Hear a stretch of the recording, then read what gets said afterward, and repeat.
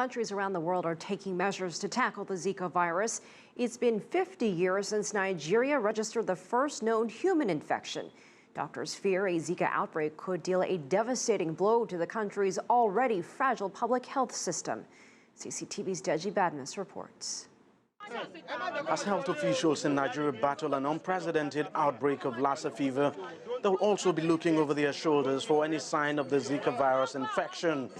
An outbreak of Zika virus infection at this time will be double jeopardy for Nigeria. The country is still struggling to contain a Lassa fever outbreak, which has killed over 76 over the past few months.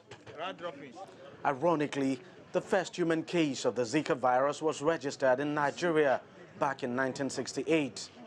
Health authorities here say there's no single case of Zika virus in the country.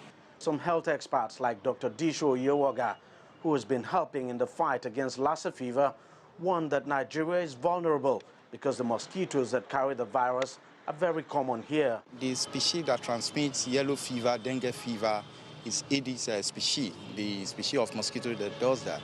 It's also in Nigeria because we've recorded cases of dengue fever, even recently.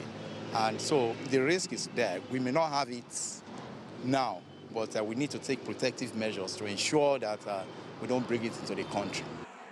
Experts say while the symptoms of the virus are generally milder in adults and children, it is suspected to cause incurable brain damage and head shrinking to unborn babies, which is why Nigeria's latest travel restrictions to the Americas specifically calls out pregnant women.